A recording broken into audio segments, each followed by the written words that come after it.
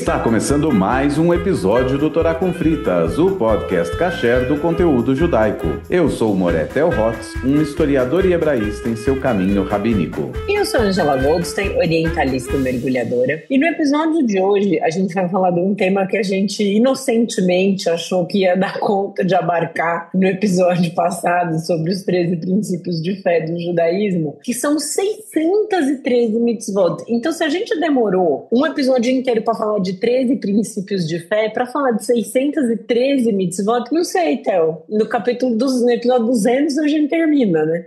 A ideia é a gente agora gravar 10 episódios seguidos. De 3 horas cada. Bom, mas seguindo com a nossa ideia, que é, afinal de contas, de onde vem esse número de 613? Quais são essas mitzvot? Sobre o que elas versam? Tem que seguir todas? Do que se alimentam? Onde vivem? Como habitam? Hoje, no Torá com Fritas Repórter. Muito bem, eu ia fazer a musiquinha do Globo Repórter e me ocorreu a musiquinha do Jornal Nacional, então esquece. Se o Alu tiver a musiquinha...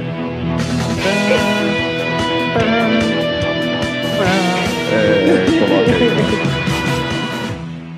Muito bem, bom, tem que começar do começo, né? Para começar a pensar nisso, a gente tem que ordenar certas coisas na cabeça. A gente tem esse termo mitzvah e mitzvot, mandamento e mandamentos. A gente também tem um termo que é muito recorrente na conversa judaica, que é a halachá, a lei judaica. E muitas vezes, erroneamente, as pessoas misturam uma coisa com a outra, achando que uma coisa é a outra. Ou seja, que o judaísmo, para estudar halachá, existem 613 leis. E aí é que está a pegadinha. Não. 613 mitzvot são 613 mandamentos que estão presentes na tradição judaica, na Torá, só que cada uma delas pode derivar inúmeras outras leis que regulamentam, vamos usar essa linguagem que a gente ouve no jornal no dia a dia, as leis que vão regulamentar a prática de cada mitzvah, ou leis que tocam aquela mitzvah. Eu vou dar um exemplo. Quando a Torá diz: guardem o dia de Shabat, esse é o mandamento. Quando a Torá diz: lembrem do dia de Shabat, esse é outro mandamento. A pergunta que fica é qual? Como que eu guardo? Como que eu observo? Como que eu lembro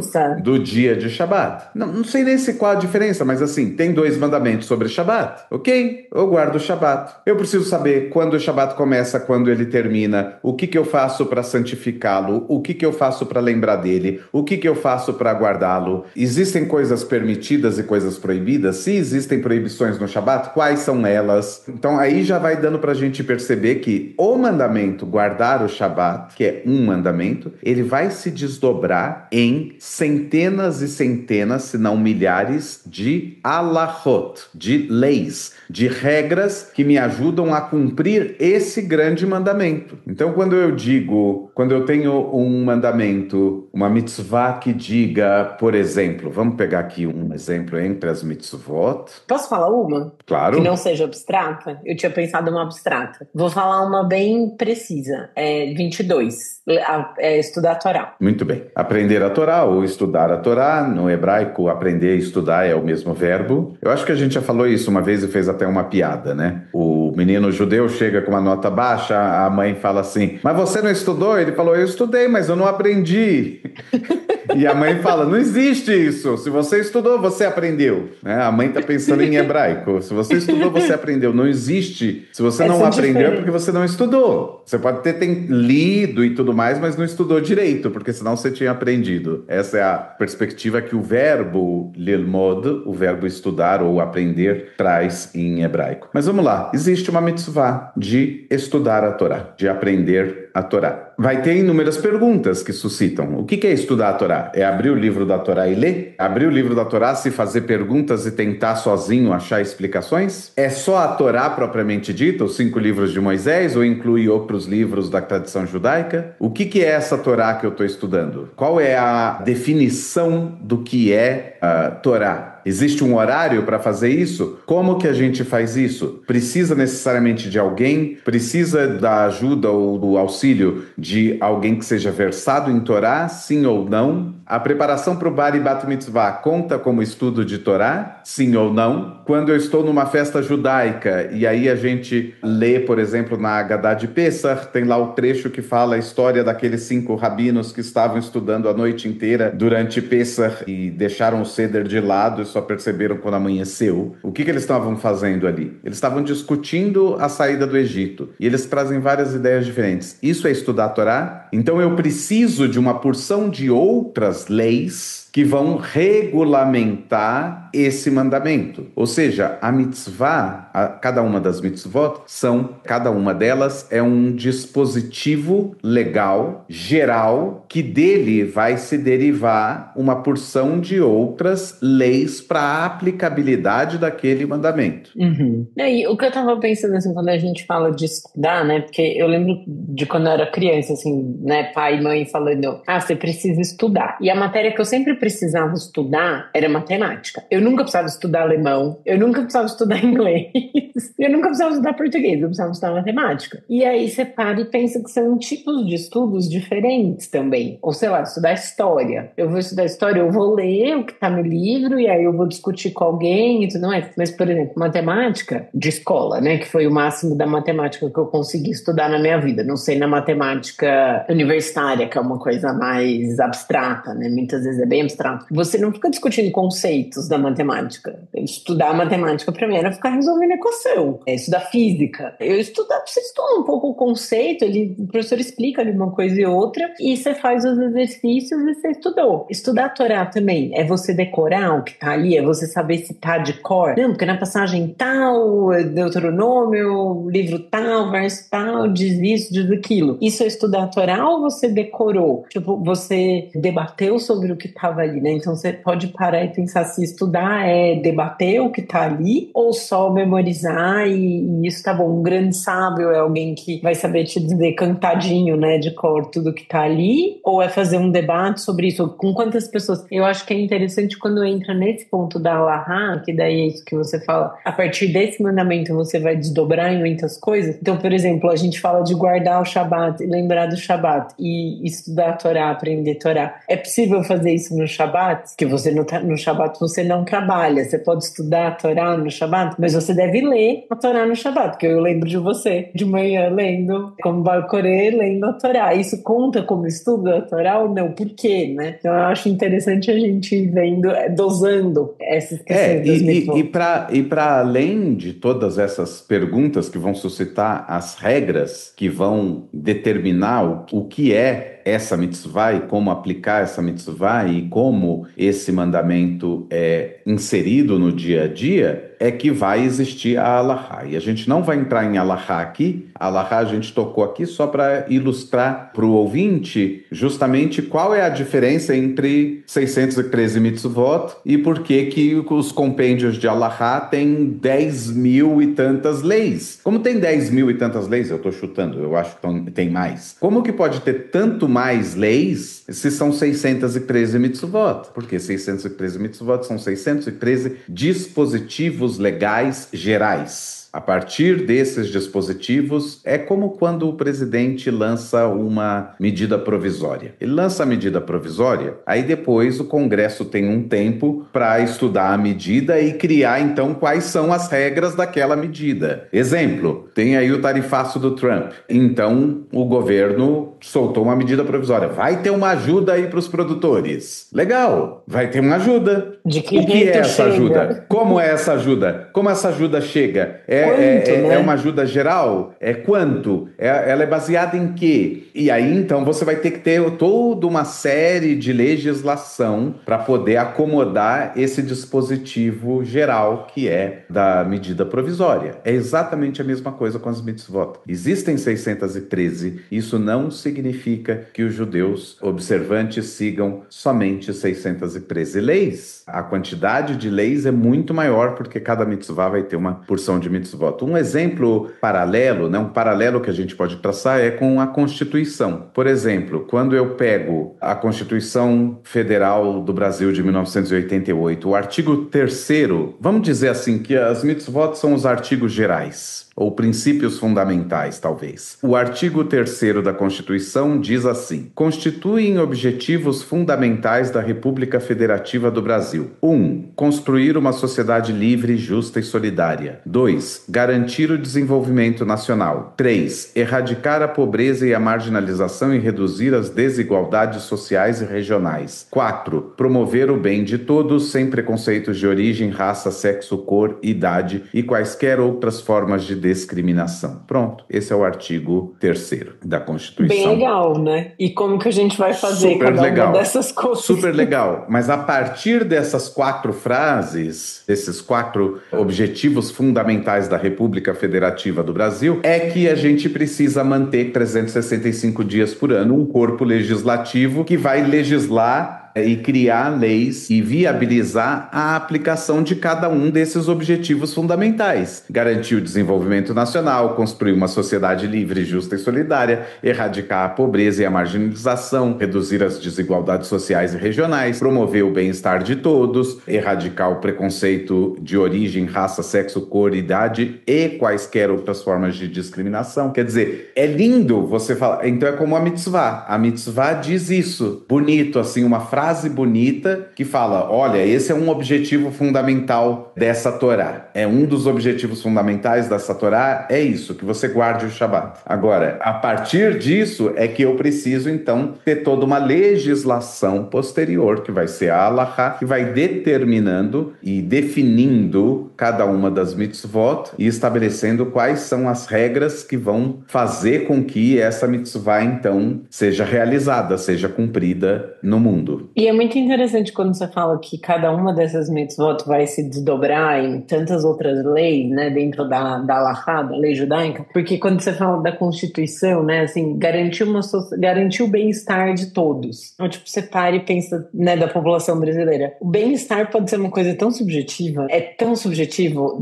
O que é bom para uma pessoa, o que é bom para outra, tipo, sei lá, todo mundo vai poder dormir em rede se quiser? Todo mundo se sente bem dormindo em rede? Ou não? É o que garante o bem-estar social. É todo mundo ter, no mínimo, 3 refeições um salário por dia. de 10 mil reais por mês, que possa garantir.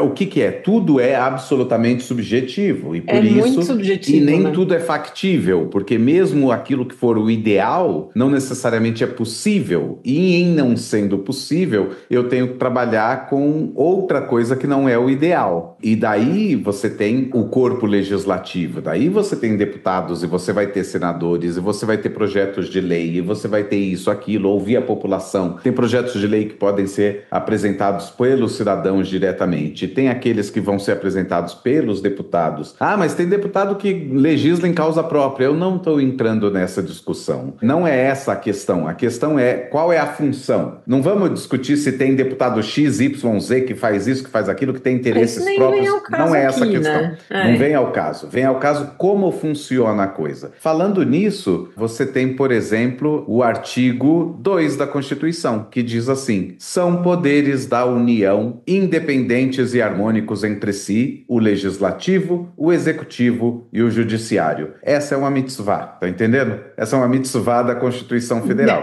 Agora, tá bom, Legislativo. E o que significa isso? É só em nível federal? Ou vai ter em nível estadual? Vai ter em nível municipal? Como que eu defino a quantidade de legisladores? Né? Como que eu defino a quantidade de legisladores por município? Como que eu defino por estado? Como que eu defino para nível federal? Como que isso vai ser criado? São 2 câmaras? Tem uma câmara alta e uma câmara baixa ou não? É uma câmara única? Ah, definiu-se que tem um Senado e uma Câmara dos Deputados Federais. Ótimo. Diante disso, quantos senadores por estado? Nada disso é óbvio. Tudo isso é regulamentação a partir dessa simples frase. Como que se constitui o executivo? É só o presidente da República? Os ministros entram nisso? Os secretários de Estado entram nisso? Como que...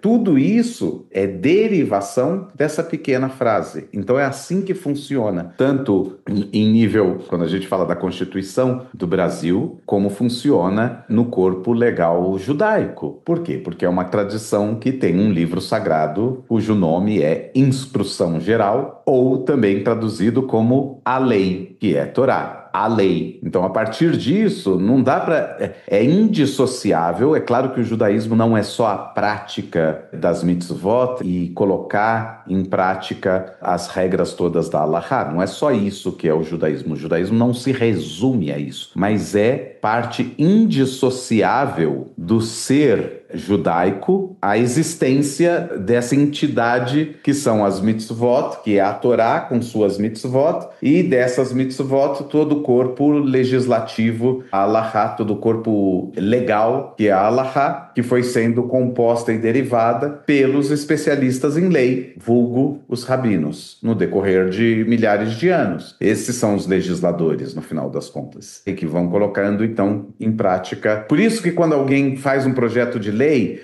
vai ter uma comissão que vai analisar se aquela lei pode ser aplicada ou não, ou se ela é inconstitucional. E as pessoas às vezes falam, como que uma lei vai ser inconstitucional? Ninguém percebeu que ela é inconstitucional? Não é essa a questão. Não é questão de perceber ou não. A questão é, existe uma boa vontade em colocar essa lei em prática, mas a questão é, ela vai de encontro à Constituição ou ela vai contra a Constituição? Se ela vai contra um princípio básico da Constituição, ela é inconstitucional. Se ela vai de encontro aos valores da Constituição e ao que a Constituição espera do seu cidadão, então ela é uma lei constitucional. E aí você pode criar os inúmeros dispositivos para legislar a partir dessa realidade daquela mitzvah, daquele artigo colocado ali na Constituição. Posso só fazer uma colocação? Quando uma coisa vai de encontro à outra, ela vai contra. Quando ela vai ao encontro de, ela vai a favor. Nossa!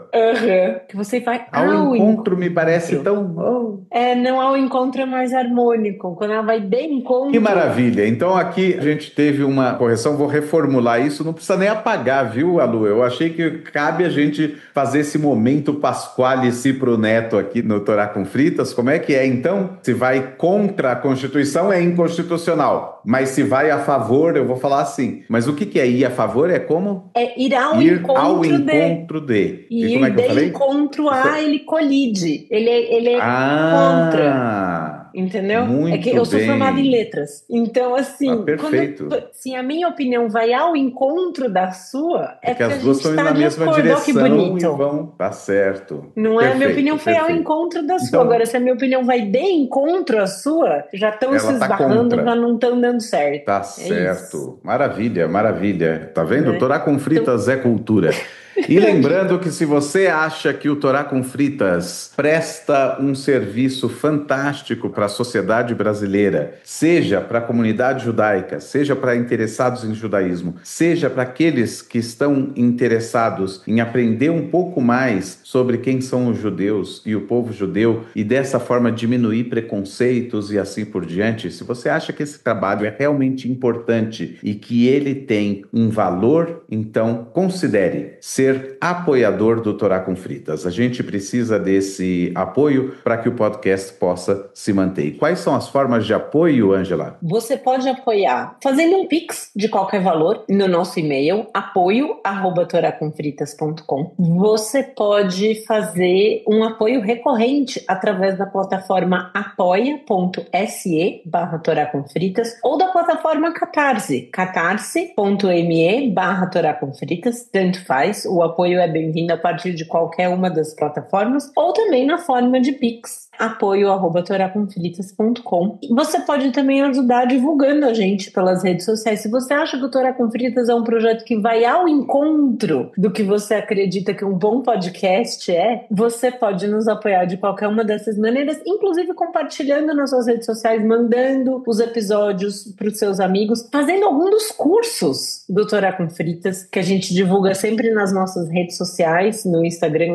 @toracomfritas.com, no Blue Sky, Spotify, também @Torá com Fritas, no TikTok, @Torá com Fritas. A gente também manda notícia antes, para quem nos apoia, já recebe no e-mail bonitinho a descrição do curso e tudo mais. A gente vai estar com um curso por mês agora, a partir do mês de agosto, a gente já está trabalhando aí com um curso por mês. O primeiro curso foi sobre Talmud, foi incrível. Então, se você acha que o Torá com Fritas vai ao encontro do que você gostaria de conhecer mais do judaísmo, ele vai ao encontro do que você acha que uma boa plataforma de conteúdo judaico é, apoia a gente. Agora, se você acha que ele vai de encontro ao que você acredita, manda um e-mail pra gente saber o que você gostaria de ouvir no Torá com Fritas. Contato @toracomfritas.com, ou pode mandar mesmo junto com o Pix no apoio @Torá com Fritas. Se você acha que a gente está indo de encontro ao que você gostaria, escreve pra gente também, não tem problema. Agora, deixando a Constituição um pouco de lado e voltando para o tema propriamente dito do episódio de hoje, o que acontece é que o texto da Torá, para quem já leu os livros de Gênesis, Êxodo, Levítico, Números e Deuteronômio, sabem que são textos que, via de regra, contam histórias, exceto ali pelo livro de Levítico, ele não conta exatamente histórias, ali tem muitas regras sacrificiais, mas enfim, em termos gerais, a Torá conta uma história, desde a criação do mundo até as vésperas da entrada na terra de Israel do povo hebreu, passando pelo mais numeroso tipo de história. Basicamente, a Torá é isso, mas a Torá não é só um livro de histórias, porque no meio dessas histórias aparecem curiosidades. O que são essas curiosidades? Ordens divinas que estão no texto grafadas com os verbos no modo imperativo e, portanto, a gente sabe que são regras a serem seguidas. É a vontade divina, é o que Deus espera. Deus disse, faça tal coisa ou não faça tal coisa. Cada um desses faças e não faças pode ser categorizada como mitzvah. Mitzvah significa e que a gente chama de mandamento, né? Que é uma coisa que Exato. foi mandada, né? Mitzvah significa mandamento ou ordenação, vem do verbo letzavot, que é ordenar, que é mandar fazer alguma coisa, e toda mitzvah pressupõe um metzaveh, uma pessoa que ordena, e um metzuveh, uma pessoa que é ordenada. Então pronto, aí você tem a definição do que é uma mitzvah. Todas as 613 mitzvot estão escritas na Torá da forma que está escrita nas relações que a gente encontra, sei lá, na Wikipédia ou em outros lugares? Sim e não. Mas isso já é um detalhe muito mais profundo. Vamos primeiro para aquelas que estão, sim, no texto bíblico. Vamos pegar aqui um exemplo do texto de Bereshit, primeiro capítulo do Gênesis, capítulo da criação do mundo. Lá no finalzinho do capítulo, Deus resolve criar, então, o ser humano. Eu estou no capítulo 1, verso 26. E Deus disse, façamos os seres humanos à nossa imagem, conforme a nossa semelhança, que eles dominem sobre os peixes do mar e sobre as aves do céu, sobre as feras, sobre toda a terra e sobre tudo que rasteja sobre a terra. Ele está falando ali com as criaturas divinas, os anjos, segundo o Midrash, essa é a explicação. Então, verso 27, Deus criou os seres humanos à imagem divina, criando-os à imagem de Deus, criando-os masculino e feminino. Verso 28. Deus então os abençoou e disse, abre aspas, frutifiquem e se multipliquem, encham a terra e a subjuguem, dominem os peixes do mar e as aves do céu e toda criatura que rasteja sobre a terra. Pronto. Pela primeira vez, Deus falou algo ao ser humano e esse algo era uma ordem. Começou assim. Era uma mitzvah. Daí que a primeira mitzvah que aparece na Torá é justamente crescer e multiplicar. Então, esse é o princípio básico. Ao ser humano cabe frutificar-se e se multiplicar, encher a terra e dominar a terra, conquistar a terra, ser superior aos peixes do mar e às aves do céu e a toda criatura que rasteja sobre a terra. Essa é a mitzvah. Esse é o princípio geral. O que a Halahá vai se dedicar é tentar pensar, mas o que significa dominar sobre os peixes, os animais e assim por diante? Significa que se eu quiser matar à torto e à direito todos os animais eu posso? Obviamente que não. Então a Torá vai ter proibições quanto a isso. Ou seja, vai ter uma porção de regras que vão derivar dessa primeira frase dessa mitzvah. Essa é uma mitzvah que tem uma ordem do tipo faça alguma coisa.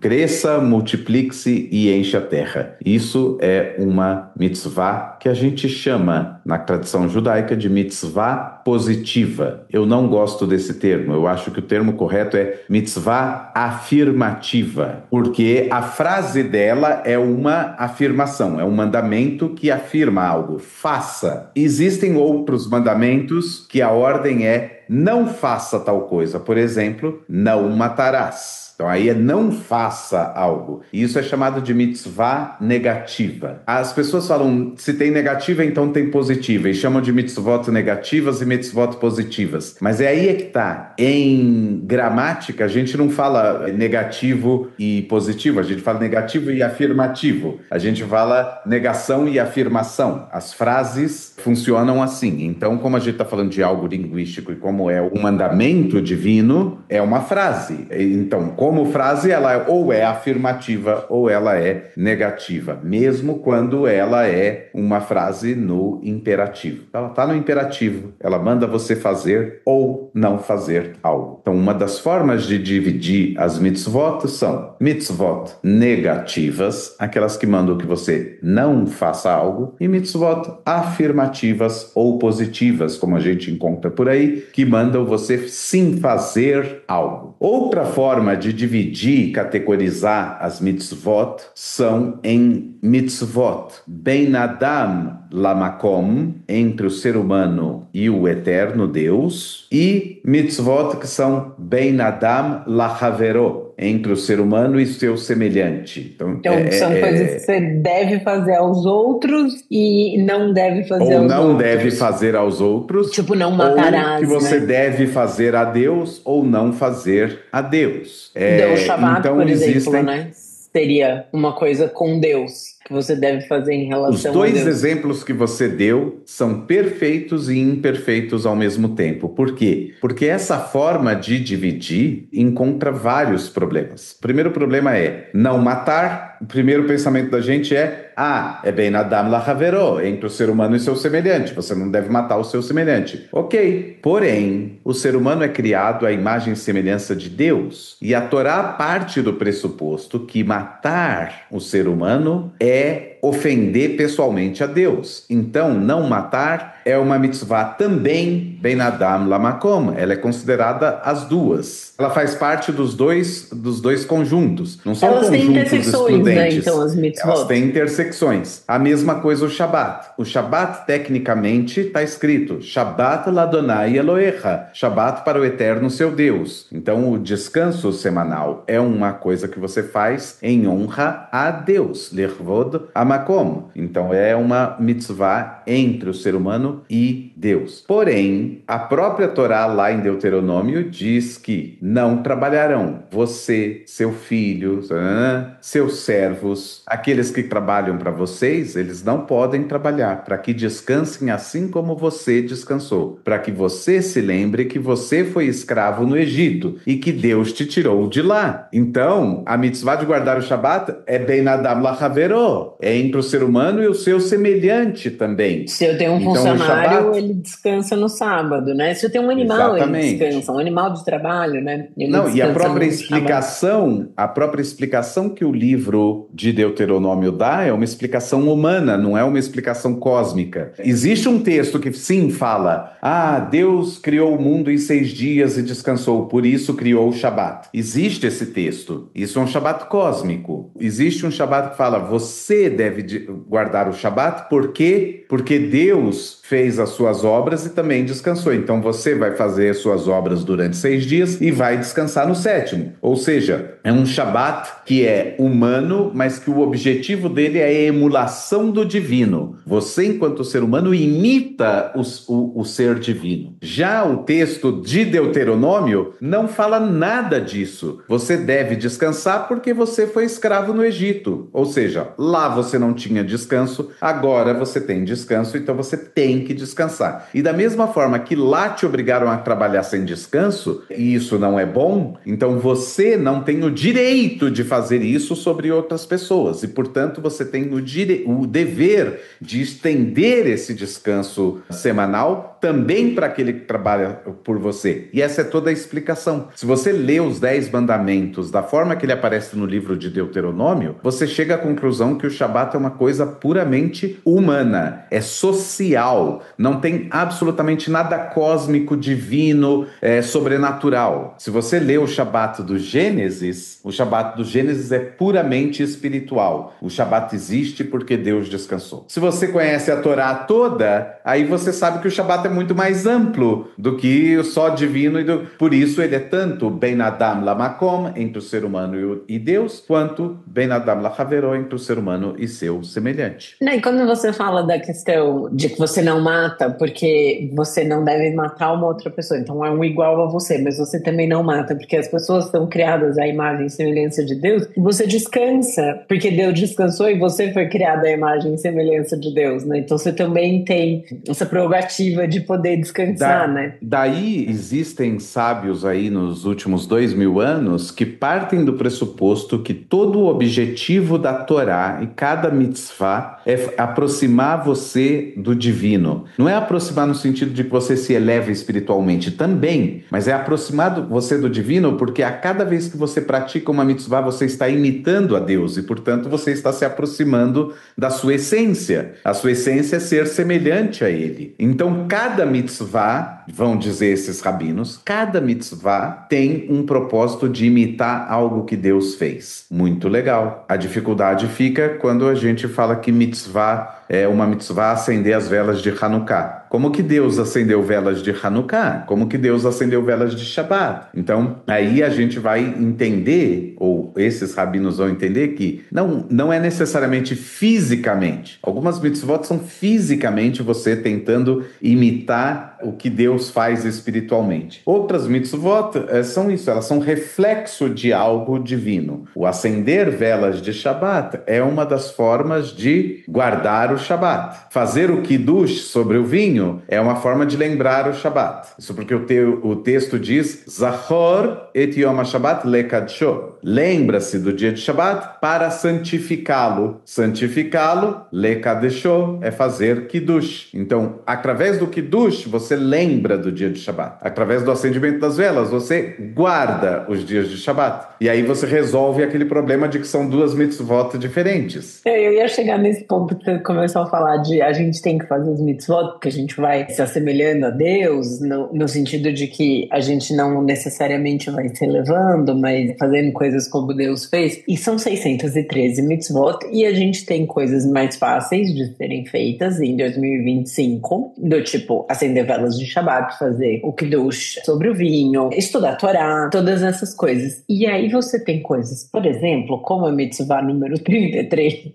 que tá aqui na minha frente, dizendo coisas que você deve fazer, tipo, queimar uma cidade que se voltou a idolatrar um ídolo. Isso, que se transformou numa cidade, né? que adotou a idolatria. Aí, assim, queimar uma cidade que adotou a idolatria em 2025 já fica um pouco mais cavernoso de ser feito. Primeiro porque você vai precisar... Não só em 2025, essa é toda a questão. Os rabinos já se incomodam muito com isso. Mas antes, né? Não, mas eu tô pensando a gente aqui enquanto a gente tá, porque para estudar para esse episódio, eu tava lendo um livro muito divertido, que eu não terminei ainda, chama A Year of Living Biblically. É um ano vivendo biblicamente. Então é um americano, sempre quem faz essas coisas é americano, né? Aí eu resolvi que eu vou fazer um ano. Eles ganham muito dinheiro, aí eles podem se aposentar mais cedo e dedicam-se a projetos pessoais. O cara pode sair um ano ele não chega a ser pra um fazer sabático. alguma coisa que ele quer. Não é um sabático, mas é meio... Como é que chama aquele livro que ficou famoso da mulher, Eat, Pray, Love? Que ela conseguiu um adiantamento do editor, ela vendeu a ideia, o cara falou, putz, isso vai ser um bom livro. Então eu já vou te adiantar aqui o dinheiro pra você fazer as coisas e poder escrever o livro bom que a gente vai vender depois. Eat, Pray, Love, a mulher, nossa, encheu as gorras de dinheiro, né? E esse A Year of Living Biblically é mais ou menos a mesma coisa. É sempre um americano, né? Aí ele fala, bom, ele é judeu, ele é filho de pai meio judia e tal, mas assim, judeu ateu, né? Nunca foi muito, sei lá, uma vez por ano, se muito, ia na sinagoga, não convivia dentro da comunidade muito, mas ele era um judeu, ele chama Jacob, inclusive, mas beleza, tipo, zero praticante, mas era judeu, então ele tinha algum contato com o judaísmo e ele fala, bom, eu vou então fazer um ano vivendo de acordo com a Bíblia, só que ele vive, tipo, dos 12 meses do ano, eu acho que, sei lá, 9 ou 10 meses ele vive de acordo com a Torá, e os últimos 2 ou 3 meses ele faz coisas do Novo Testamento também, porque ele fala, já que apareceu e tem tanto cristão no mundo, não sei o que, vamos ver também qual que é a dessa aí. Aí ele é de Nova York, claro, porque todo americano que escreve livro é de Nova York, né? Você nunca tem alguns de Los Angeles. Tem alguns de Los Angeles, mas eles publicam em Nova York. Em Nova York. Não, mas você nunca pega um cara que, tipo, ele era de Illinois, assim. Um cara era de Idaho. Ele era de Wyoming. Nunca é. É sempre alguém de Nova York. Aí ele era de Nova York, ele tá lá. E aí ele vai numa livraria especializada em Bíblia. Porque em Nova York também, sei lá, se você quiser comprar peça de reposição de disco voador, tem loja que vende, né? E aí ele vai nessa livraria de Bíblias. E eles vendem Bíblias, vendem Torá, eles vendem a Bíblia cristã, né? Com Velho e Novo Testamento. E tem, Bíblia do tamanho que você quiser, com a letra, né? Tamanho de fonte, né? Ele tem uma Bíblia lá nos Estados Unidos, tem uma revista que chama Seventeen. É tipo a Capricho americana, é uma revista para meninas adolescentes. Tem uma Bíblia que ela é com a capa da revista Seventeen, que é para você ler no metrô e as pessoas não ficarem olhando, tipo, com um olhar de julgamento, porque você tá lendo a Bíblia no transporte público. É tipo uma Bíblia disfarçada, tá ligado?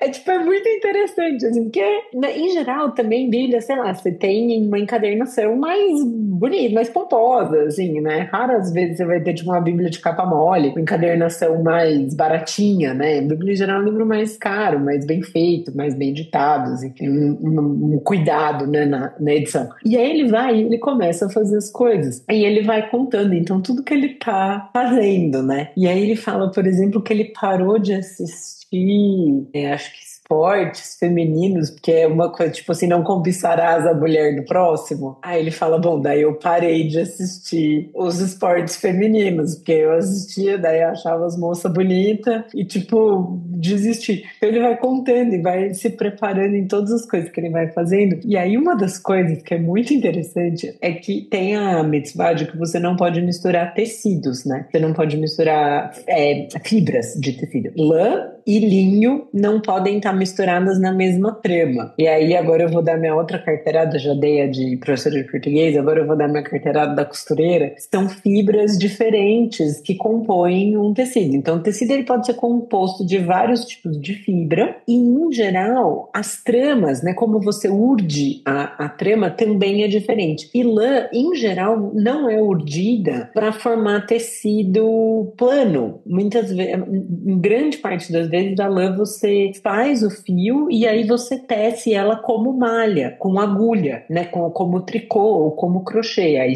a técnica, enfim, você tem várias técnicas para fazer uma malha. Hoje em dia você tem teares industriais que fazem malha. Você pode comprar tecido de malha pronto em loja de tecido, você não precisa tecer a sua própria malha. Mas linho, via de regra, ele vai ser usado em teares grandes e aí a trama vai ser urdida para ela ser um tecido plano na costura. E aí o que não pode é um tecido ter uma mistura desses dois tipos de fio. Então, o terno muitas vezes é feito de lã tecida em tear, não de lã tecida como malha, ela é lã como um tecido plano. E aí, então, eles chamam um cara de Nova York, obviamente, um judeu de Nova York, e é especializado em verificar se a sua roupa tem tecido com a trama mista, com fios mistos na trama. E aí ele chama o cara pra ir na casa dele pra avaliar todas as roupas dele. E o cara começa, e ele fala, ele chega com uma maleta em casa, parecendo o inspetor bugiganga, assim, com tem lupas, tem um monte de coisas, todo tipo de lentes que você imaginar.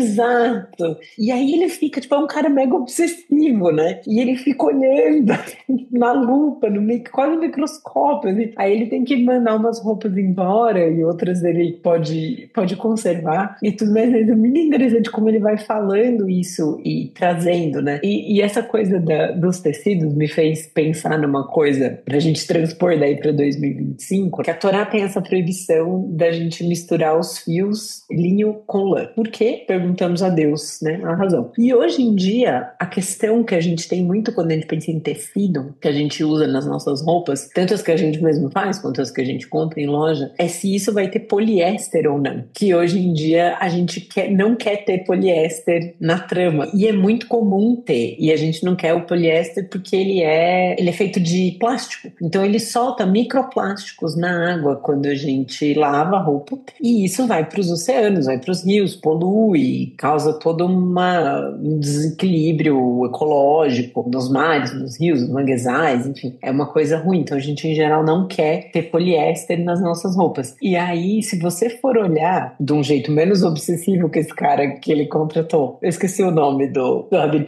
mas eu achei maravilhoso, tipo, que existe uma pessoa especializada em fazer isso se você precisar. Que hoje em dia, se você for numa loja de fast fashion, qualquer uma, não vou citar nomes, mesmo porque elas não vão patrocinar a gente queria que a Insider patrocinasse, né? Mas as fast fashion não vão nos patrocinar. Se você for olhar em qualquer uma delas e você olha, por exemplo, escrito a marca tal, coleção linho. Gente, primeira coisa que eu preciso contar pra vocês é um chá de revelação de tecido. Linho é caríssimo. Linho puro, você vai numa loja de tecido comprar, o Theo é neto de alfaiate, ele vai poder corroborar tudo que eu tô dizendo. Linho é caríssimo. É coisa de linho barato, linho puro barato, é R$ 130 o metro. Fácil. Então, numa fast fashion, se o metro da roupa, o metro do tecido para fazer uma roupa custa R$ 130, uma camisa de linho que vai uns 2,5 metros, mais ou menos, para você fazer, inclui aviamento nisso, assim, de tecido de saída você gastou R$ 300.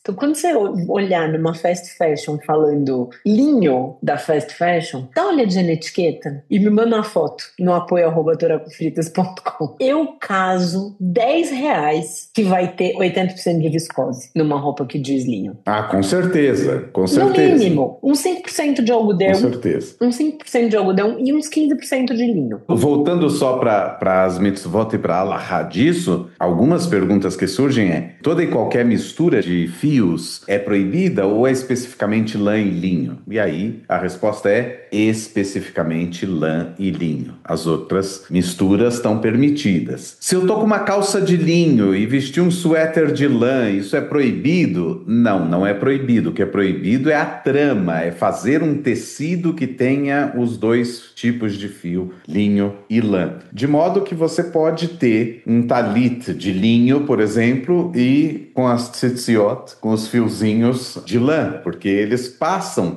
eles não fazem parte do tecido, eles não fazem parte da trama. Então existe isso também como perguntas, mas é isso, a Torá tem essa mitzvah, não misturar lã com linho, e uma série de leis para regulamentar e para estabelecer como que eu faço para saber o que é shatnez e assim por diante. Agora tem uma outra curiosidade que essa não tem a ver com a mitzvah ou com a alahá, mas tem a ver com o shatnez, que é essa mistura de lã e linho que tecnicamente a Torá proíbe. Na hora que a Torá vai descrever como fazer as vestes do sacerdote, ela diz assim: farás as vestes do sacerdote de tecido de linho trançado e lã púrpura, não sei das quantas. Ou seja, a roupa do sacerdote precisava ser shatnez. Ela precisava ser feita de um tecido que era a trama. E isso faz com que a mente do historiador vá se perguntar: então, se tem uma proibição, por que o sacerdote está permitido? A pergunta é oposta. Por que o sacerdote se veste assim? Essa roupa está proibida para você, pessoa comum. É para diferenciar o sacerdote de você. Ele veste uma roupa talvez e provavelmente, primeiro o formato dela era diferente, mas do ponto de vista do tecido, era um tecido que era nobre do nobre do nobre. E você não vai vestir o nobre do nobre do nobre porque você não é o sacerdote, você não é da alta casta daquela sociedade. Michel Alcoforado em Coisa de Rico explica isso tudo. Leiam. Maravilhoso. Eu quero ser amiga do Michel. Então, mas faz muito sentido, né? Porque a roupa do sacerdote é assim, as pessoas comuns não vão poder. Do mesmo jeito que púrpura era a cor do clero na igreja, porque era o pigmento mais difícil de se obter. Hoje em dia a gente obtém pigmento com facilidade. Na antiguidade, não, era difícil. Mesmo o azul também era a cor da nobreza, porque era um pigmento difícil de. Não à toa, conseguir. toda a narrativa da Torá, da construção do Mishkan e das cortinas do Mishkan, vão trazer que o tempo todo as cores dos tecidos são púrpura e são tchelet, que é o azul celeste, e fios trançados dourados. Então tudo isso vai fazer parte do imaginário de como é aquele templo específico. E isso ficou um pouco nas sinagogas, né? Tradicionalmente, as sinagogas têm as toalhas da bimá, da mesa de leitura, muitas vezes são toalhas púrpura, com algum detalhe. As capas de Sefer Torah geralmente são azuis ou púrpura, justamente. Não é que não pode ter outras cores, pode ter outras cores, mas tradicionalmente se faz com essas cores porque elas lembram o templo. Os bordados, muitas vezes, nessas capas são feitas com fios dourados e muitas vezes tem simbolismos, tem algumas imagens que são bordadas que são tranças. Por que tem que ter tranças? Para remeter à ideia do linho trançado ou dos fios dourados trançados e assim por diante, que a Torá fala. Então você emula isso no dia a dia de hoje. Muito bem, e vocês estavam vendo aí que a Ângela de vez em quando falava: eu posso citar uma mitzvah? Tem a mitzvah número tal. Quem deu o número para essas mitzvot? De onde saiu essa ordem? Quer dizer, essa ordem é oficial, por isso que eu posso falar, é a 33, ela estava com uma lista na mão, eu tô com outra e batia. A gente imprimiu do mesmo lugar, de lugares diferentes. De onde veio tudo isso? Primeiro aqui a gente tem que contar um pouco da história disso tudo. Algumas vezes no Talmud aparece uma citação a um número, Tariag. Tariag é um acróstico de várias letras hebraicas cuja soma é 613. E toda vez que está falando de Tariag, está se falando de mitzvot. Tariag é mitzvot, 613 mitzvot. Em nenhum momento o Talmud diz que alguém contou, em nenhum momento esses rabinos foram lá contar uma por uma das mitzvot que aparecia no texto da Torá. Simplesmente esse era um número mítico que se falava que tinha. São 613 mitzvot.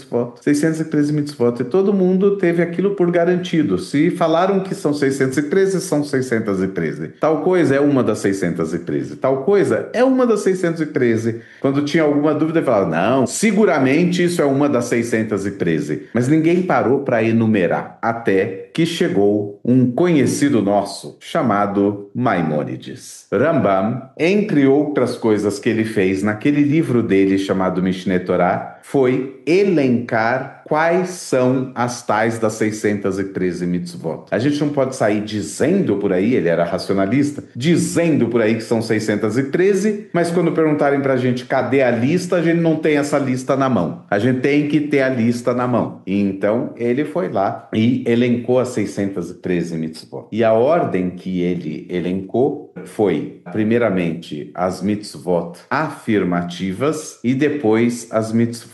negativas. São 248 mitzvot afirmativas, preceitos positivos, preceitos afirmativos, e 365 preceitos negativos. Só aqui já surgiu um monte de interpretações rabínicas posteriores, dizendo coisas como 365 é o número de dias do ano solar. Quando a Torá te dá 365 mitzvot negativas, ela está querendo que você entenda que durante o ano todo você deve se refrear de fazer coisas ruins, que são coisas proibidas, que são coisas não faça. Você deve passar o ano lembrando que você deve se refrear os seus instintos. Essa é uma das formas de interpretar. E quanto às 248 afirmativas, surgiu a interpretação de que era a quantidade de ossos e órgãos do corpo no total, e que de forma que a mitzvah afirmativa ela deve ser cumprida com a sua totalidade, com a sua integralidade. Você não deve fazer algo de uma forma mecânica. Também a tua alma, também o teu corpo devem estar ligados a essa mitzvah. Você deve realizar cada uma delas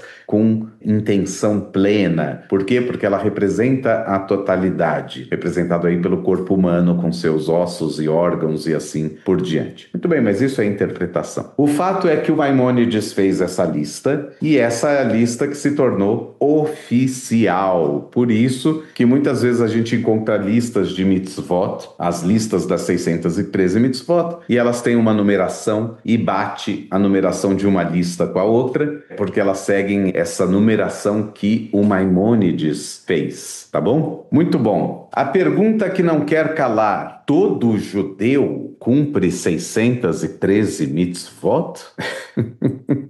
Eu vou falar uma que eu não sigo. A 21, que é não guardar rancor. Não guardar rancor, você não segue. Bicho, eu sou um poço de rancor. Puxa real. vida. Não, juro, eu sei enumerar coisas da minha infância, das quais eu tenho raiva até hoje, assim, de gente que Nossa, soprou você a sabe vela que do eu meu achava... bolo de aniversário.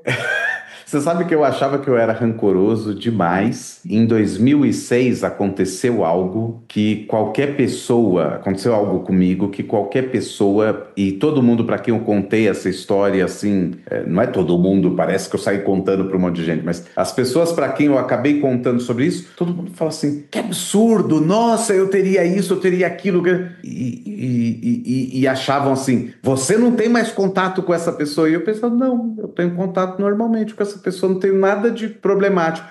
Tipo, durante um momento você, me afasto, mas hoje em dia eu tenho uma relação normal com essa pessoa e tudo mais. E as pessoas falaram, mas você não ficou nem com um pouquinho de rancor? E aí eu comecei a pensar e perceber que sim, em algum momento da vida eu fui bem rancoroso, e em algum momento da vida, não sei, que eu tô falando uma experiência pessoal, simplesmente deixa pra lá, velho, deixa isso de lado e segue em frente. E eu parei de guardar rancores em geral. É óbvio que toda pessoa tem algum ou outro rancor que guarda, é da natureza humana, não adianta. Eu tenho alguns, assim, de estimação. Tem situações como essas que você falou, assim, de situações que foram ruins pra mim e que depois eu consegui passar por cima e manter contato com a pessoa. Agora, um rancor que eu não supero, eu sou uma pessoa rancorosa em solidariedade aos meus amigos. Então, assim, supondo que o namorado de uma amiga faça mal pra ela, vamos supor, traiu minha amiga. Eu não vou perdoar nunca essa pessoa. A minha amiga pode até perdoar. Agora, essa pessoa tá com o nome no meu caderninho. Eu sou muito rancorosa em solidariedade, assim. Então, se você que é meu amigo brigar com alguma pessoa, saiba que você pode fazer as pazes com ela.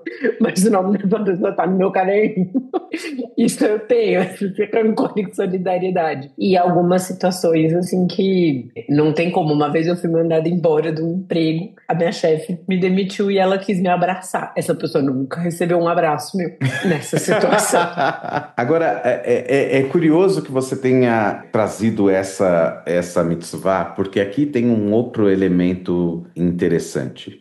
A princípio, quando as pessoas pensam em mitzvot, muitas pessoas tendem a achar que a gente está falando de coisas rituais, de coisas que necessariamente são super religiosas e que tem a ver com a prática da religiosidade. E você trouxe um negócio que ela não tem a ver necessariamente com a prática da religiosidade. Obviamente, tem gente que vai entender que, claro que porque é espiritual, porque isso, porque aquilo. Não é disso que eu tô falando de ritualística. As pessoas acham que as mitzvot e a halakha é um compêndio de um monte de coisa que você tem que fazer ritualisticamente. E não. Existem mitzvot rituais. E existem mitzvot que não são rituais. Não existe um ritual para eu começar a não guardar rancor, ou a partir de agora, ou... Não. É um exercício, é algo que independe da tua prática sinagogal, independe de um monte de outras coisas. Não guardar rancor é um valor que você pode acrescentar, tirar, tentar evitar e assim por diante. Eu não sei se está claro o que eu estou falando.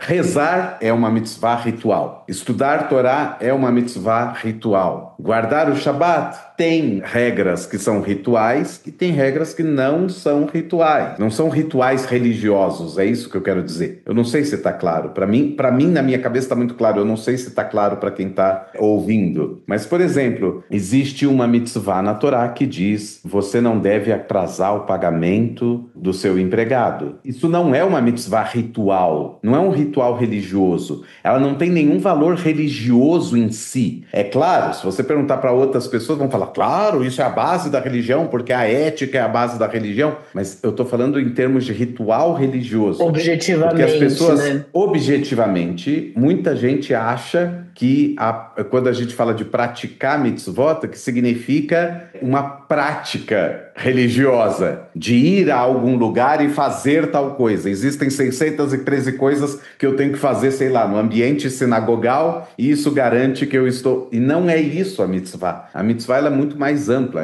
Existem mitzvot rituais e existem mitzvot não rituais. Então, não atrasar o pagamento do seu funcionário é uma mitzvah ética, completamente ética. E que eu não preciso dar um check. É fundamental, mas eu não preciso dar um check, eu não preciso falar para as pessoas, eu não preciso bater o cartão e falar: olha, vejam, gente, eu não atrasei, eu já paguei, viu? É só pagar, não, né?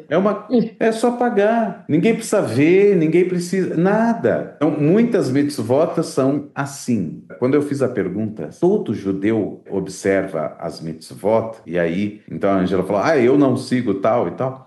O objetivo era ir um pouco mais profundamente. Não escolher efetivamente o que a gente não pratica não faz, ou pratica. Né? Mas tem uma coisa que eu estava olhando aqui, baixando, desculpa te cortar, mas quando vai passando para a parte das mulheres, eu acho sempre, como mulher, interessante ver o que a religião fala. E a gente tem, já falando 1000 vezes aqui no judaísmo, tem coisas que são anacrônicas, porque, enfim, é da época em que a Torá foi escrita. Então a gente tem que olhar para essas coisas com um grão de sal. Mas aqui tem uma coisa, a 132, que fala assim: um estuprador deve se casar com a donzela. E entre parênteses está: se ela quiser. Muito bem. Na minha versão está escrito: o homem que seduziu uma mulher deve se casar com a mulher com a qual ele dormiu, se ela não for casada. A observação é interessante que a mitzvah é a mesma, mas ela está sendo lida com olhos diferentes e, portanto, a observação também que se faz é diferente. As duas observações são alahicas, tá bom? Ela não faz parte do texto da mitzvah, ela faz parte já da alahá, porque a frase vai gerar perguntas. Então é isso mesmo. A alahá proíbe que uma mulher se case forçadamente. Ela só pode casar se ela quiser. Então, isso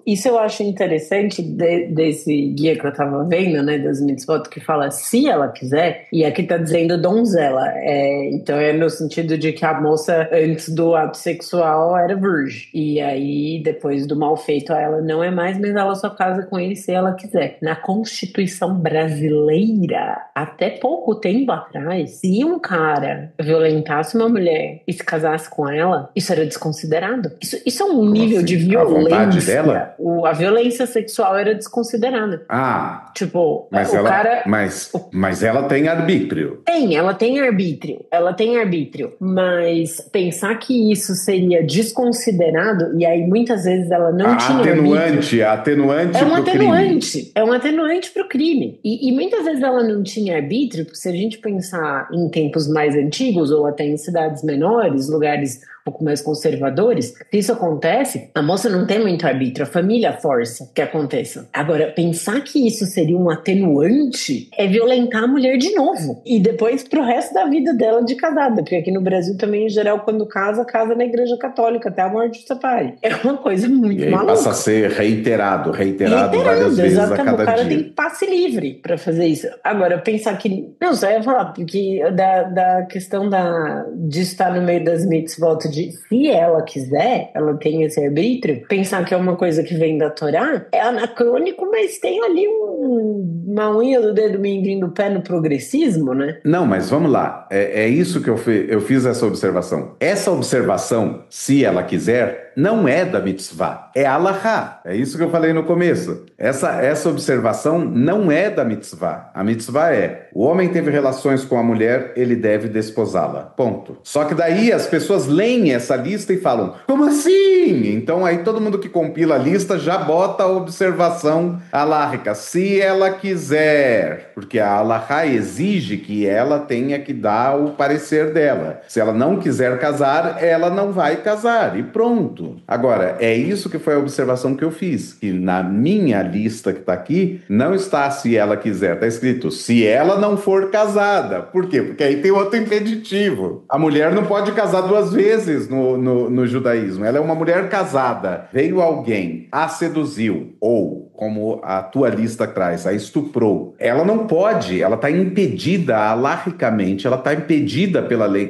judaica de casar com um segundo homem. Seja que ela tenha tido relações sexuais com ele por livre e espontânea vontade, seja que essas relações tivessem sido forçadas. Então, são duas observações diferentes que são observações da alahá, não da mitzvah. Na própria redação da mitzvah, do texto da mitzvah propriamente dito, o texto é diferente para mim e para você. Ou seja, na lista que eu peguei, na lista que você pegou. Se nós dois estivéssemos com a lista em hebraico do Maimônides, é o mesmo texto. O que acontece é que eu estou com uma lista em português e você tem uma lista em português, ou em inglês, não sei. Os dois estamos com uma lista traduzida das mitzvot. E, portanto, a tradução é uma interpretação. E a partir do momento que toda tradução é uma interpretação, todo tradutor é também um traidor. E, portanto, a gente precisa recorrer ao texto hebraico para saber qual o texto dessa mitzvah, afinal de contas. Mas eu não queria entrar nessas polêmicas. Não porque eu fujo de polêmicas, não é isso. É porque a gente não tem tempo de analisar todas as mitzvot. Ou quando eu fiz a pergunta, um judeu ou uma judia observante observam todas as mitzvot? E falei que era a pergunta de ouro, a pergunta da curiosidade, é porque é isso que as pessoas ouvem por aí. Você pesquisa os assuntos e fala: não, o judeu observante observa 613 mitzvot. Pessoas que não são judias e querem abraçar o judaísmo falam: eu sei que eu tenho que seguir 613 mitzvot. Então, mas a questão é que nenhum judeu ou judia pratica 613 mitzvot. Não porque não queiram, mas porque é impossível. E não é impossível porque a Torá exige coisas impossíveis, é impossível por outros motivos. Quais sejam? Primeiro, boa parte das mitzvot dizem respeito ao ofício religioso no Templo de Jerusalém por parte dos sacerdotes e dos levitas. Existe templo em Jerusalém? Hoje em dia, não. Hoje em dia, não. Então, as mitzvot que dizem respeito ao templo não têm como ser praticadas. Diz aí que vai ter, né? Mais diz a que boca isso. pequena que vai ter, mas Mais não que tem isso. agora, não. Mais que isso. Eu disse, elas recaem sobre sacerdotes e levitas no ofício religioso dentro do templo. Se não tem templo, sacerdotes e levitas estão sujeitos a essas mitzvot específicas hoje, em 2005? 25? Não. Não, porque não tem templo, então eles não estão obrigados a essas mitzvot. E quem não é sacerdote e levita? Também não, porque mesmo se existisse um templo e mesmo que os sacerdotes e levitas estivessem sujeitos a essas mitzvot, eu, como não sacerdote, não levita, não estou sujeito a essas mitzvot. Só isso já diz pra gente que é impossível que todos os judeus pratiquem 613 mitzvot. Ah, mas Moretel, então, digamos que o templo, se ele estivesse funcionando hoje e existissem sacerdotes e levitas, os sacerdotes e levitas, eles sim são os únicos que cumprem 613 mitzvot. Porque você disse que das 613, uma parte parte é só para sacerdotes levitas. Então isso significa que os não sacerdotes levitas cumprem a outra parte, mas os sacerdotes levitas cumprem a parte deles e a parte dos outros, porque eles também são parte do povo de Israel, certo? Então só sacerdotes levitas cumprem 613 mitzvot, no caso do templo de Jerusalém estar existindo, certo? Errado. Por quê? Porque existem mitzvot que são específicas das mulheres. Por exemplo, mais notadamente, mitzvot ligadas ao ciclo menstrual. O homem não tem obrigação nenhuma de verificar seu ciclo menstrual, se ele começou ou acabou. Por quê? Porque biologicamente o homem não menstrua, então ele não tem essa obrigação. Da mesma forma, existem mitzvot que são exclusivamente masculinas. E aí as que mulheres as não vão mulheres cumprir. não tem como, simplesmente não tem. Existem mitzvot que se referem única e exclusivamente à terra de Israel, que elas só podem ser praticadas na terra de Israel. Os judeus todos que estão em diáspora têm como segui-la? Não.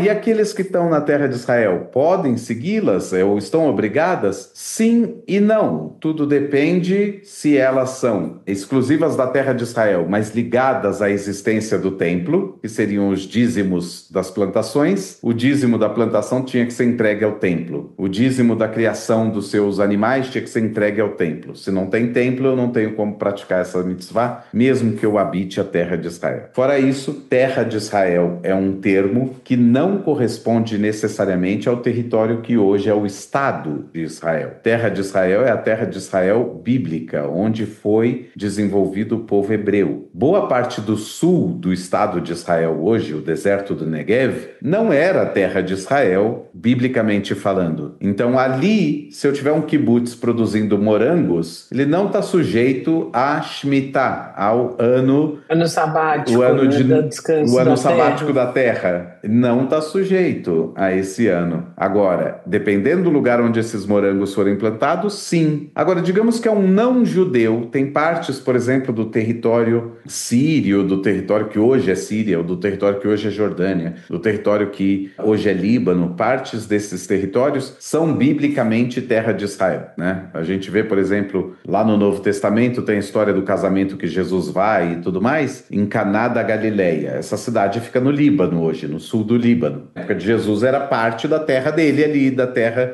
de Israel, certo? Muito bem, mas um não-judeu tem uma plantação na terra de Israel. Ele está obrigado a observar o dízimo? Não, né? Não, ele não está obrigado, porque quem obriga é a Torá, e a Torá é entregue para o povo de Israel. O cara não é parte do povo de Israel, ele não está sujeito a essas regras. Perfeitamente desobrigado, né? Então, por isso que se tiver uma plantação lá na área que hoje é Jordânia, e o dono não é judeu, não tem problema nenhum, é terra bíblica de Israel, alahicamente falando, mas não tem nenhuma obrigação de se observar Shemitah ali. Agora, se um judeu compra terras ali, aí ele passa a ser obrigado a observar a Shemitah. Agora, os dízimos de plantação e dízimo de animal, ele não precisa pagar, porque não tem o templo para onde levar. Tudo isso para dizer que é impossível. Não existe a menor possibilidade da gente cumprir as mitzvot, todas elas. A outra questão é, essas mitzvot que eu não tenho como cumprir, são impossíveis de serem cumpridas. Na minha lista pessoal, ou seja, lá no caderninho de Deus, como que ela está anotada em relação a mim? Eu cumpro ou não cumpro? O que Deus considera disso? Eu não cumpro. Eu não tenho como cumprir. Então eu não pratico essas mitzvot. No caderninho de Deus está como? Ele é um transgressor que não cumpre? É muito complexa a pergunta, mas assim, considerando que Deus,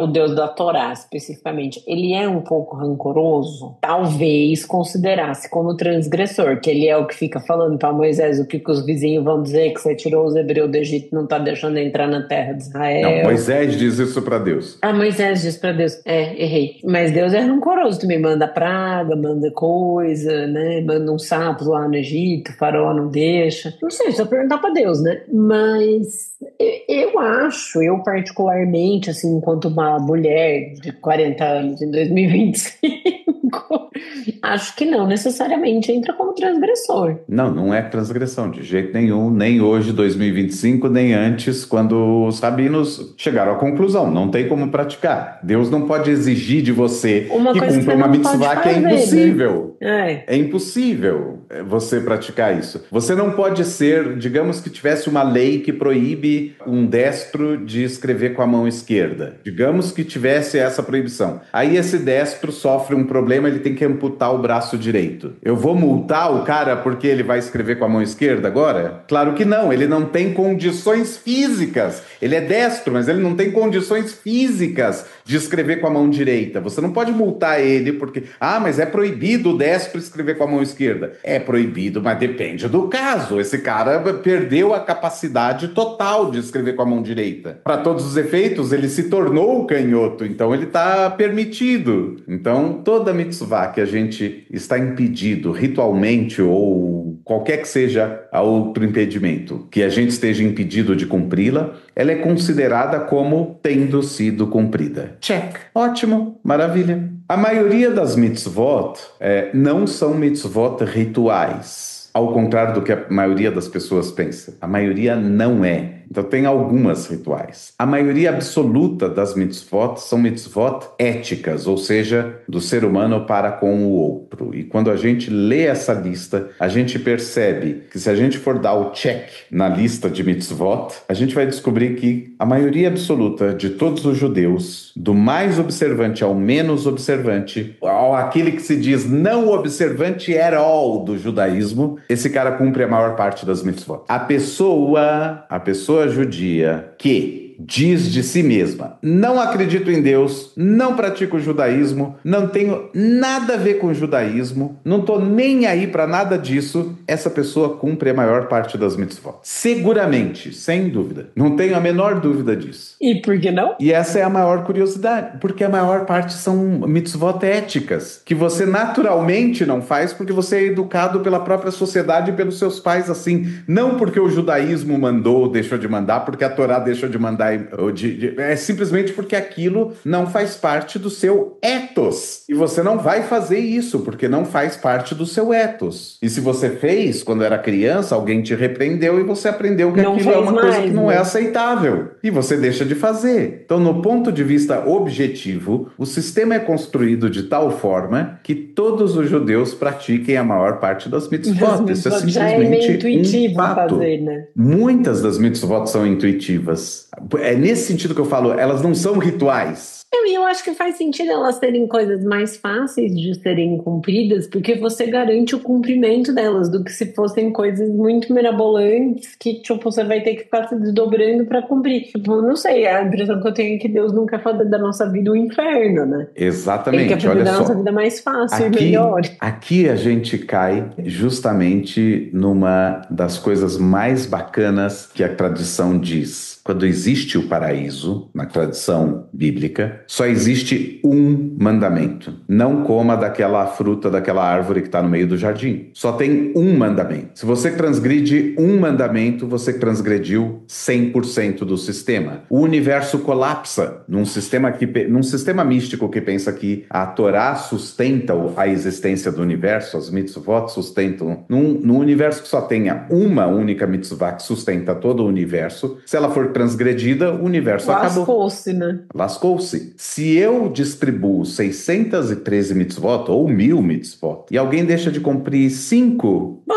a maior parte do sistema, 100, a maior parte do sistema se mantém e o universo não colapsa. Nesse sentido, o que eu quero dizer é, a maioria das pessoas está dentro. Mesmo aquele que acha e tem certeza e levanta a bandeira dizendo estou orgulhosamente fora, não está fora. Essa é a maior beleza, porque se um dia ele tiver a oportunidade de entender isso, a pessoa percebe que ela não está fora e que também, para ser parte desse sistema, ela não precisa ser desse ou daquele jeito que tal e qual pessoa decidiu que tem que ser ou que tal e qual rabino falou que tem que ser. E aí ela se liberta quando ela percebe que existem diferentes formas de experimentar e vivenciar essa judeidade e esse judaísmo dela. As 613 mitzvot tem esse tipo de ideia por trás. Então, Eu acho isso muito bonito. E aí, para finalizar, eu perguntaria se você já consultou uma ideonita na sua vida, porque é proibido pelo judaísmo consultar ideonitas. E a gente sabe o que é um ideonita? Então, Idoni era um pássaro e o ideonita era uma pessoa que fazia consulta ao mundo espiritual, consulta aos mortos, pássaro? e fazia suas predições astrológicas ou qualquer coisa, as predições de futuro, a partir do osso, de um dos ossos desse pássaro, o pássaro depois de morto e tal, um dos ossos ela colocava embaixo da língua e aí essa pessoa entrava num transe e fazia as suas predições. Muito bem, eu garanto 100% que nenhum judeu hoje consulta uma ideonita. O cara pode ter consultado tarô, mas ideonita não. Não, tarólogo inclusive conheço uma babado, mas assim, ideonita nunca consultei. Então, isso é o tipo de coisa que vai mostrar que a gente cumpre a maior parte das mitzvot. Por exemplo, e aqui eu finalizo mesmo, a gente vê que a Torá tem uma mitzvah que é construir um parapeito em volta de um poço cavado. Isso é algo absolutamente óbvio pra gente. Pra Torá é uma obrigação. Significa que em algum momento a gente só cavava poço e aí caíam pessoas e animais lá dentro. Mas hoje a gente faz isso naturalmente. Então não é porque a Torá necessariamente mandou, mas porque se tornou a prática, ou talvez tenha se tornado a prática porque no passado a Torá mandou. Eu não vou entrar nessa discussão, mas a questão é, você segue a mitzvah independentemente de uma coisa ou outra. E se eu não cavei nunca nenhum poço na minha vida, você tá livre, a mitzvah tá como check. A mitzvah tá como check, porque pressupõe-se que se eu fosse cavar o poço, eu iria construir o parapeito, o muro em volta. Mas, dado que eu ainda não cavei, não significa que eu não construiria. Então, check. É como se você tivesse cumprido. Pronto. Perfeito. Bom, acho que com isso a gente encerra maravilhosamente o episódio de hoje e pode passar para as nossas dicas. Opa, minha gente, passando aqui para deixar as recomendações do episódio de hoje. São 2 livros. O primeiro tá em inglês e se chama A Year of Living Biblically, A Man's Humble Quest to Follow the Bible as Literally as Possible, do A.J. Jacobs. Dá pra achar na Amazon, dá pra achar pra Kindle, dá pra achar até na estante virtual, que foi onde eu comprei o meu. Comprei uma edição usada. É um livro bem divertido no qual o cara se propõe a seguir as 613 mitzvot durante um ano todo. A segunda dica é o livro Um Adivinho Me Disse, do autor italiano Tiziano Terzani. Tá esgotado nas editoras, mas dá pra achar no estante virtual. É um livro bem divertido, ele tem uma pegada mais ou menos parecida com a do Year of Living Biblically. Ele não segue as mitzvot, mas ele consulta um adivinho em determinado momento que avisa pra ele que 93 não seria um ano bom pra ele se deslocar por avião, porque ele poderia sofrer algum desastre de avião, alguma coisa assim. E ele era um repórter que trabalhava viajando, e aí ele passa o ano todo viajando por outros meios de transporte que não avião. Então ele vai de navio, ele vai de trem, ele vai de carro, de ônibus. E aí ele conta como foi um ano seguindo essa recomendação tão diferente, que fez a vida dele ficar tão diferente do que era no comum. São 2 livros bem legais, divertidos, gostosos de ler.